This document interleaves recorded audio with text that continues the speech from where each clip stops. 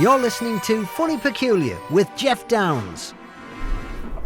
So I'm at TACCon 2018 for the Funny Peculiar podcast, and as always there is a variety of acts on that I meet through the podcast, through Instagram, and without exception today I've a marvellous act that I've met, and this is the episode for Katie Trickett, who is an entomologist, and we'll get into what that actually is, but contortionist to the mainstream world. So hello Katie. Hi, thank you for having me. That was a nice intro. That's all right. You're very welcome. So we're here at TACCon today, and you're performing with Johnny Strange, which is your partner as well. And so you've been performing together about a year. Is that right? Yeah, we actually met at this event last year. He hired me as a solo performer and to do a double spot with another Sideshow artist, and we just met, and then I was brave and asked him out, and so now we work together and live together most of the time. And that's very, I like, because that's quite, for a female to ask out a male, that, and especially where I work, it's like it wouldn't be the done thing, but I find that very progressive. Yeah, some of the girls that are here this year, they kind of saw it happen and were like, wow, okay, it's forward. But I kind of knew what I wanted, and I liked him, so I thought, cool. I'll take the plunge. That's cool. And we were just chatting there, and that was a really good point you made. And we were talking about your name, and it's Trickett, and what you do is no trick. And until you said it, it didn't actually crossed my mind. I didn't think you were doing magic. Johnny does magic and sleight of hand, but when it comes to contortionism or your style of act, it's all real. And I've just seen you put yourself through a tennis racket frame. How long does that take to perfect something like that? I don't think that you ever truly perfect it. I think it's always a work in progress. I'd say I've probably been working on tennis rackets for about 2 years now, and it's changed a lot since I started. I've tried going through different sizes. I've gone as small as possible. I've gone to a bigger one to try and get more body bits through. There's so many different avenues you can take it. But yeah, I've been working on that for about 2 years now. Okay, so Johnny, when I was chatting to him, he said he wanders around B&Q looking at wood sections to see what can I do now. Do you find yourself then in JD Sports or one of those looking at the tennis racket or looking at different sporting equipment thinking, could I get through that? It's funny, I hate our trips to B&Q. But yeah, kind of. I don't, because obviously tennis rackets is just one of the things. Yeah. I tend to look at other small things and think, oh, could I fit in that? Or like, oh, that suitcase looks interesting. Or shove me in the fridge. Or just whatever I can think that I could possibly fit inside. Right. That's sort of my area to go to. So it's more like trips to IKEA that I tend to go missing. And he's like, what is she hidden in now? So that's a good, so you could just, that could take days to find you in IKEA. You could be anywhere. So that was, and so let's go back. So how did you start getting into this sort of stuff? What did you do before you did this act? Okay, so I've been performing for about 10 years, and I started performing as a magician's assistant. Okay. So obviously I was doing a lot of illusions and a lot of kind of boxes, stabby things that were sort of dangerous but were a trick. They weren't immediately dangerous because of the reality like we're doing now. And this was something that you and you met a magician through this. So were you studying drama, or you just? How did you actually become a magician's assistant? So this is a bit of a strange one, but aren't they all? So I was actually a fashion designer for Adidas, and I was doing my degree at uni. I came back from Germany, where I've been working for Adidas at the end of my contract. And I met a magician at a gig. I was there doing some promo, and he was like, oh, I've bought this box. You're really small. Do you think you could fit in it? And I was like, yeah, sure, let's have a go. And I thought, what a weirdo. And then I turned up at his house, and no idea who he was. Got in this box, thought, oh my God, nobody knows I'm here. He could kill me. Like, anything could happen. But it was fine, and I got the bug, like, instantly, really loved it. And then I was like, that's it, I want to be a magician's assistant. Wow, set up so that you'd never thought about it until you went, I think I like that, and it's something I could do. And so, how long were you a magician's assistant for? Well, it's kind of one of those things that you never really get away from. Right. I still get magicians now asking me if I can cover for their other assistants. Right. So I did, rather than just work for one magician, I decided to be a freelance assistant. Okay. So I learned as many different illusions as I could, and then whoever needed an assistant stand-in, because most people tend to use their wives or their partners because of the reliability and Sure. a lot of the stuff, even though it is a trick, it is still dangerous. Obviously, you need to have the trust in someone for what you might be about to do, and knowing that the other person's always got your back if something goes wrong or something. This is a really interesting point, because and on TV, and people always will think a magician's assistant, well, it's a girl looking pretty and posing, but it's not actually. You're there as a safety person, a backup. Anything goes wrong, and I take it you have to know how the trick works as well, because if anything goes wrong, you have to be able to get that person out of trouble. Is that the case? Yeah, without letting out too many secrets. I mean, the assistant, if it's a trick where you have an assistant, they are there for a reason. Some magicians now are kind of like, all the magicians I work with are very grateful. They always give me a lot of gratitude for what I do, because without me being there, they couldn't do their act. And they do let people know that the assistant is an important part. I don't think there's so much of the girl in a bikini on the stage as much as there used to be, but I totally get that, and people do still say, oh, the assistant is just the eye candy. They're just there to look pretty on the stage as a distraction. And most of the time, actually, we're doing most of the work. Well, you are. You are doing all the work, and you're also. And with magic, it's about sleight of hand, and it's focus and pulling the eye away. And in a way that we're watching you, it's the distraction for the trick then to work in a way. Is that? And then you're pretty much as important part as the magician. Yeah, it depends. Obviously, it depends what particular thing you're doing. If you're just bringing things on and off the stage, then sure. But there are a lot of things where it's quite funny. Like they say, oh, we're bringing the glamour. And yet it's the magician that's actually the glamorous one, because once the assistant's in the box, she's gone for 5 minutes. And then the magician has to do all the stuff on the outside, so he's technically the glamorous person while the assistant's working away inside. So it really does depend on what you're doing. And so you were with this guy then so how long were you with this magician for, assisting?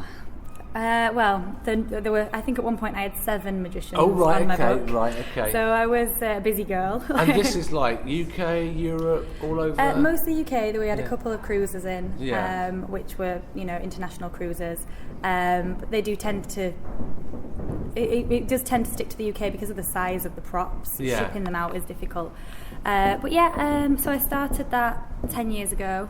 In the last sort of 3 years, I've definitely slowed it down a lot more.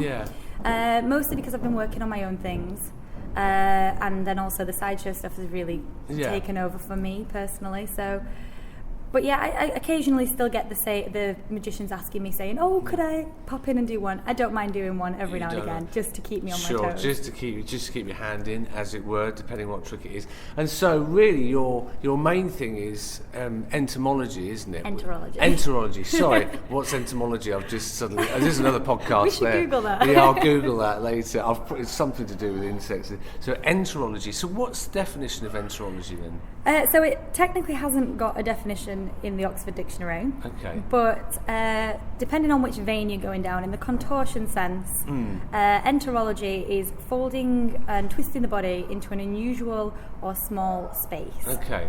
So it could be an unusual shape, it could be as small as possible.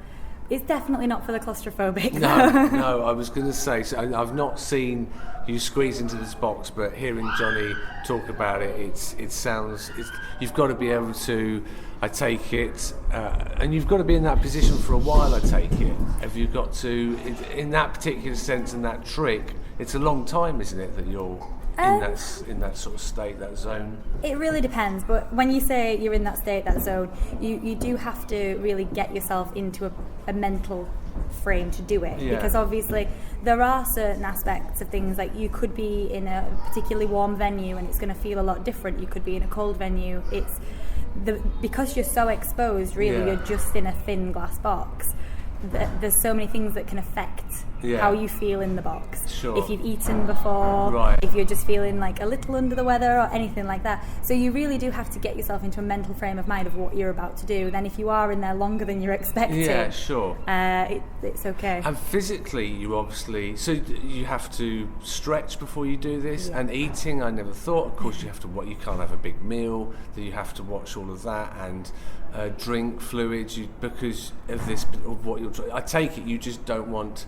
You want as little in and around your body and as stretched as possible to actually be able to do that. Is that right? Yeah, absolutely. Generally, if I'm doing the box, I won't eat before it, unless obviously if it's a long time. Yeah. But I do leave a good time between performing. Generally, any of my enterology or contortion sets, I don't like to eat. It's like swimming. Don't do it on a full stomach. Of course, yes. But generally, everything else is fine. You do need to stretch. That's so important. And stretching in a warm environment. There's nothing worse than stretching in the cold. And also, when you've done a particular trick or you're halfway through and you pull a muscle, or have you had that where you've got cramp, or can that happen? It can happen, so you've got to be really careful if you're trying these things out. Touch wood for me, it's never happened, especially not during performance. I've always been very warmed up and properly stretched before I've started.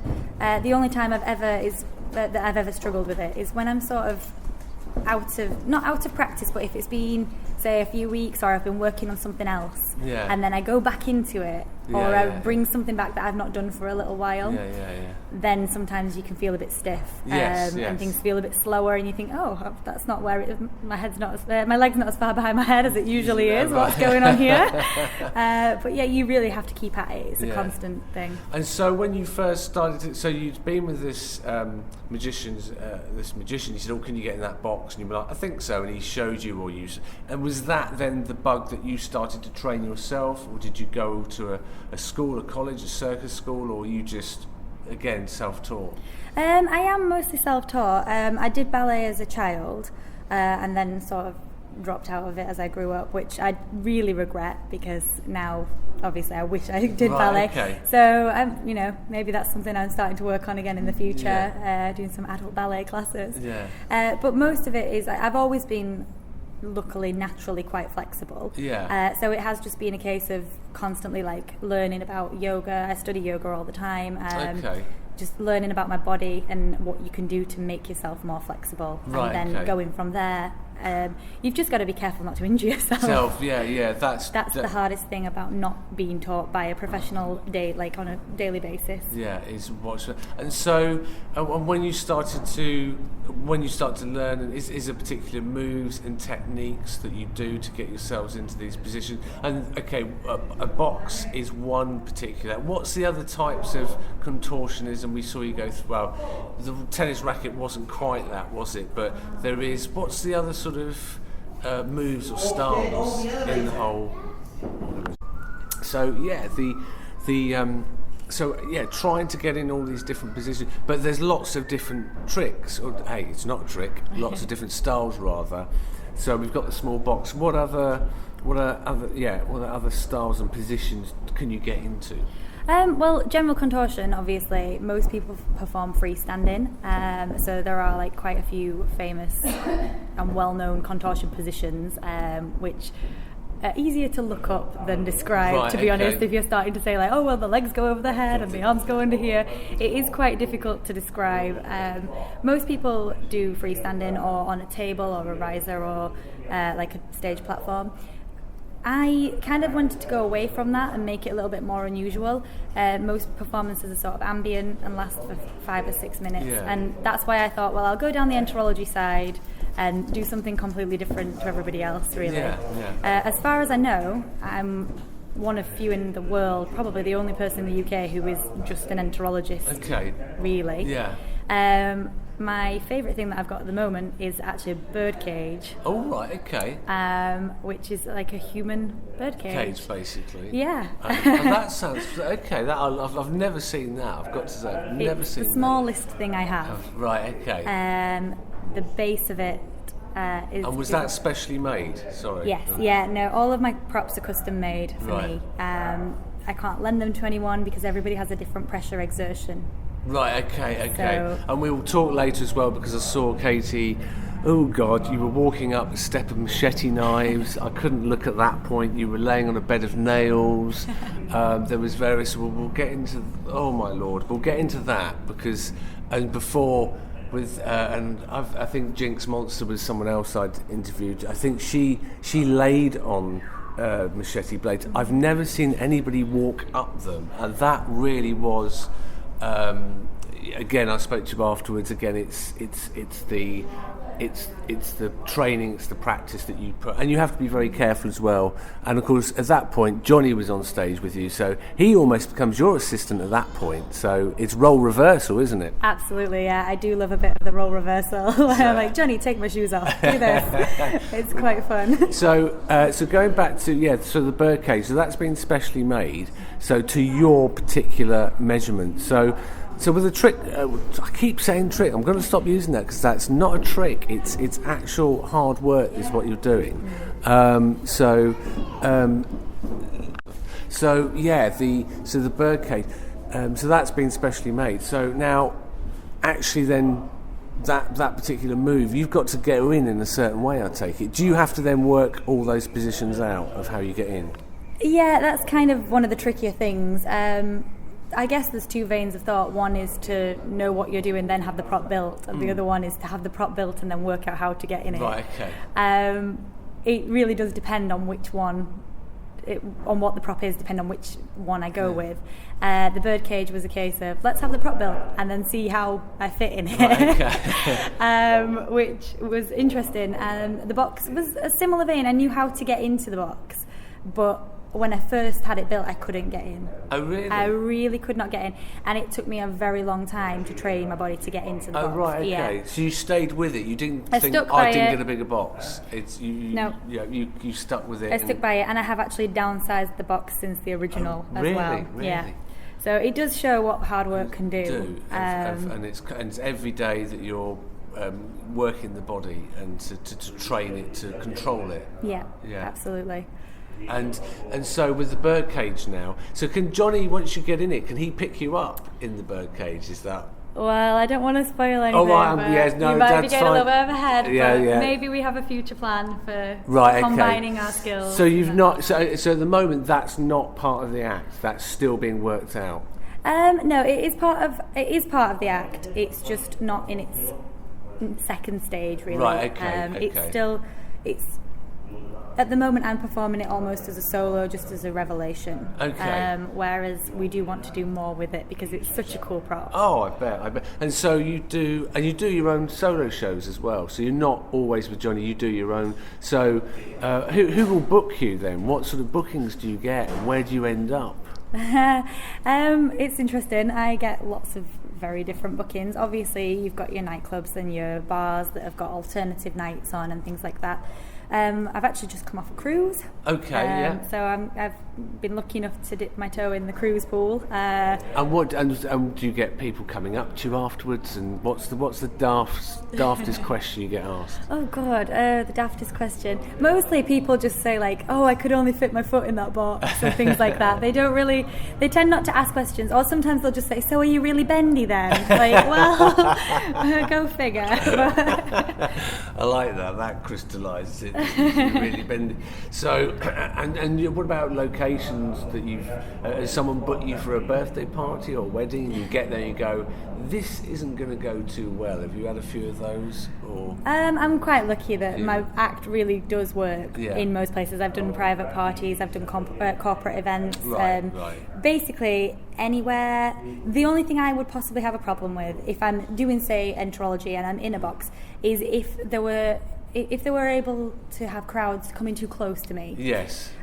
People, especially drunk people, they do get a bit too involved. They'll be like, "Oh, we'll sit on the box with the girl inside it." Have you had that? No, I'm far too well prepared to make sure. But you've heard of someone. Well, that's also one of the things that put me off freestanding contortion. People book an ambient contortionist that they want to walk about a venue, and that's okay. But when you're like in a wheel position, walking around upside down with your head between your legs. Yeah. People do tend to come up and want to touch you, and they want to interact, and they could really injure you. Yeah, you could. And when you're then doing a solo performance, and you've got a crowd at a safe distance but watching, but you're the only person there. There's no backup there. There's no Johnny's not there, or whoever your assistant is. So do you have to be extra careful that day when you're doing a particular, a stunt, as it were, that you don't get stuck or you can get out of it? Well, touch wood, I've never got stuck yet. Yeah. I think generally as a performer, I've been performing long enough to kind of get myself out of any trouble that comes along. You do just know. I wouldn't go into anything not knowing that I was safe or not. Obviously, the stuff I do is dangerous, but I wouldn't go into anything knowing that I hadn't got an out to get me out of it. Yeah, sure. And I wouldn't ever go to something where I needed an assistant if I couldn't sort it myself. So it's forward thinking all the time. And with the, let's talk about the other stuff you do, the bed of nails, which I saw yesterday, and the machete steps. It was knives. It was 3 knives, and you walked up them. And any others that you do that I've not seen? Yes, quite a few. I do the sword and dagger balancing, which you'll see this afternoon, hopefully. Right. Okay, no, I'll stick around for that. Which is, I put a dagger in my teeth and I balance a huge sword on top of it. Right, okay. That's probably one of the more dangerous things I do. Okay. And that's a real dagger, that's no blunt edges, real that's dagger, proper dagger. Real sword. Right. That's one of the things that you really have to work at because the balance point is so fine. Fine. So that's is that one of your hardest stunts you do? They all have different levels. Yeah. I'd still say just the hardest thing really is the enterology because you really have to work at it all the time. The other things, they vary so much because they're all so different. Well, I saw you yesterday. Johnny does a thing with a chainsaw with an apple in his mouth, and you had to have an apple in your mouth while he chainsawed a logo or heart, wasn't it? and I was watching you, and as you say, the amount of apple juice that comes off, I didn't actually realise until there's spray everywhere, and you got covered in it. Oh, absolutely. I'm always covered in apple spray.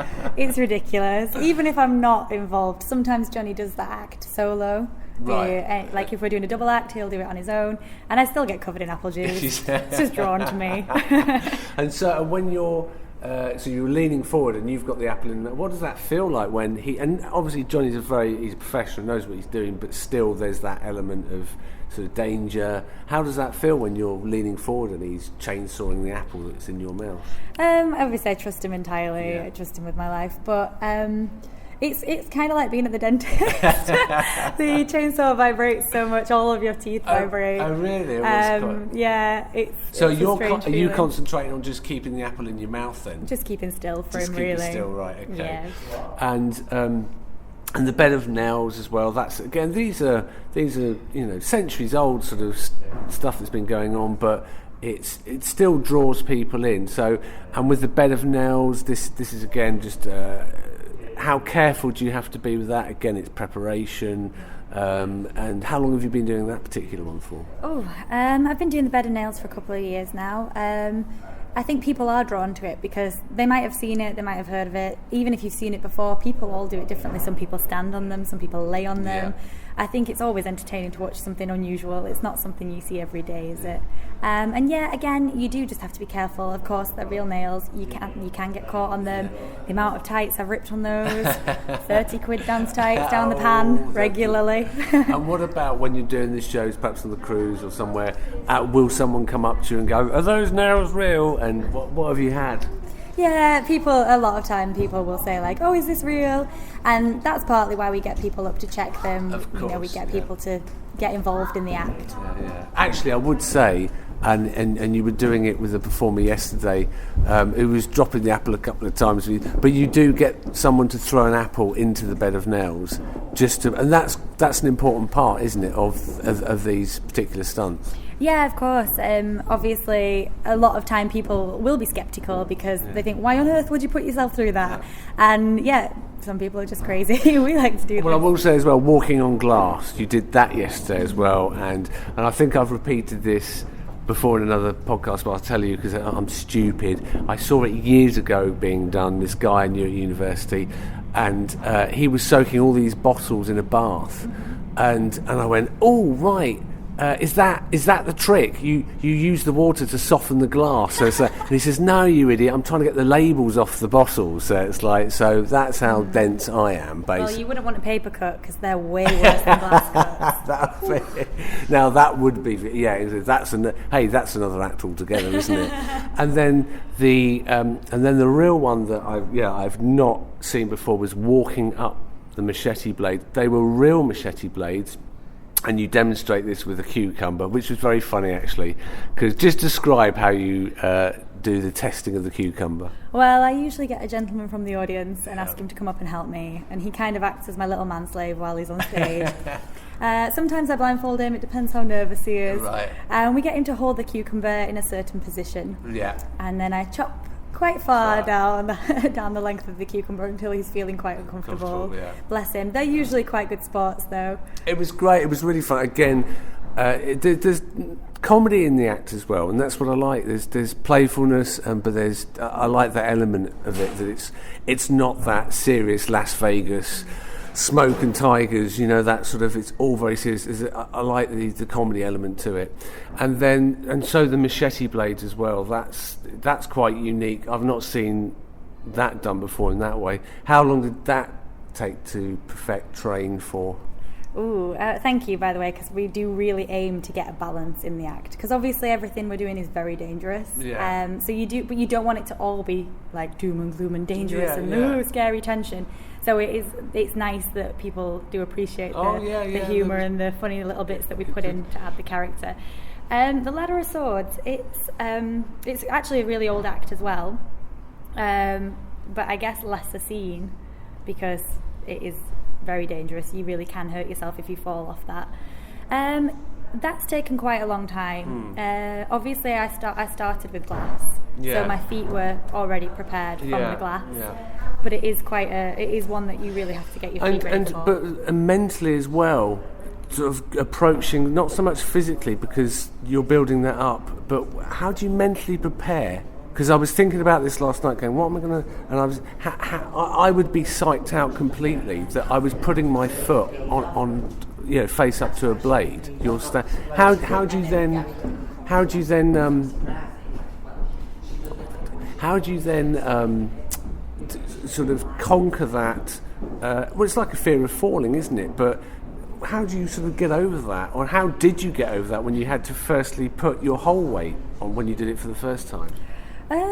I've never really thought about it. I guess I'm not that scared. You're just very brave, aren't you? I wish I was. I think I've actually had more injuries as a magician's assistant than I have as a solo performer doing the things I do now. Things are more likely to go wrong when in a trick than they are when it's a skill that you've spent time learning. Sure. So I think when I've approached these things, obviously I've had people like Johnny that have been here to help me and like advise me and give me some guidance so that I don't go wrong on the way. I've always had people that I've been able to find this stuff out about. But yeah, it's just mind over matter sometimes. There are still some things that make me think like, oof, like sword swallowing still turns me. I would never want to be a sword swallower. Okay, right, that's something you would... I think just the psychological aspect of it is for me, you are so mentally tough to do that. It's incredible what you do. So... and also going back to there was a lovely comedy aspect when Johnny is doing his trick and we're introducing your character for doing the contortion through the tennis racket, and there was, I love that bit where you just kept coming on and badgering him. Can I do it now? Can I do it now? And I saw it was wonderful. It's great. There's a real mix there, and I like that a lot. So listen, thank you for talking to us today. One more question I have for you is, who do you think I should interview for the podcast in future episodes? Who would your choice be? Oh my goodness, there's so many people that I could suggest. Obviously, you've had quite a different variety of people. One of the people I would suggest would be Michael Diamond. Okay, what does he do? Michael is a sideshow specialist, but he's a true showman. Like, he's a really old school. You can't miss him. He's wearing leopard print and a bowler hat. He stands and does the ballet. He introduces all the acts. Okay. And he's really a traditional sideshow kind of guy. He does things like, he also does some strongman acts. Yeah. And his stuff is just really... Oh, that's okay. Well, that sounds like my kind of guy for this podcast. That would be, because again, Johnny talks about the different sideshow acts he does and the different styles you do, and that's another aspect of it. And one more I just wanted to recap on and it was a really interesting thing that Johnny was saying on stage about the machete blades, the steps you walk up. That really was a test for prisoners years ago, if they were guilty or not guilty. Is that right? Yeah, as far as I know, a lot of the things that we do genuinely are previously used as either torture or like mysterious, witch testing and kind of things like that. And it's totally bizarre. A lot of the escapology things we do, the restraints that we use, are originally used for genuinely tying up criminals. And right, okay. It's fascinating. Isn't that? I didn't until he said it, and it was like, until I saw you do it, it didn't click. That's really interesting. Anyway, that's wonderful. Let me check out. Is it Michael Diamond? So Michael Diamond is. I'll look into Michael Diamond. Now, you've also mentioned John Marshall. Now, he operates a flea circus, and what's that all about? Okay, so John Marshall is a bit of a sideshow legend maybe in this country. We don't really have sideshow as they do in America, in England. It's just not the same over here.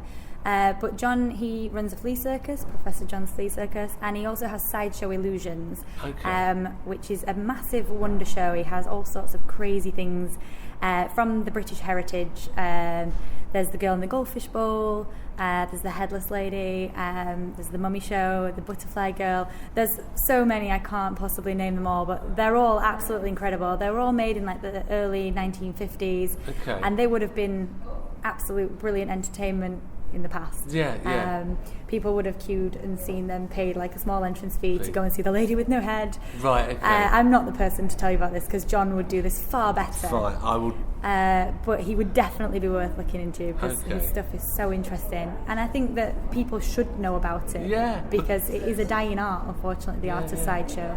It is, and we were just saying there about, I didn't realise, because there's a difference between a sideshow. I thought it was the sideshow going on to in front of the circus to advertise it coming, but it's not. It's the sideshow was, while the circus was going on, it was literally that, a sideshow, a taster, almost a trailer perhaps, of what was to be expected. Yeah, I mean, without going too far into the history of the sideshow, in America the sideshow was a tent that was set up alongside the big top. So the sideshow would have different types of acts, unusual acts, and they usually had a girls' show and things like that maybe the whole family wouldn't want to see, but it would be for the inquisitive or the unusually interested people. And it would be part of the circus. I think in America now there's only maybe 2 main sideshows remaining. So. Really? That's all? That's it? Well, listen, I'll get in touch with John because he sounds like he knows lots about it, and that sounds like a great guy to track down. So anyway, thank you for that, and thank you again for coming on the podcast. Thank you very much. You've been listening to Funny Peculiar. Tune in next week. More great guests.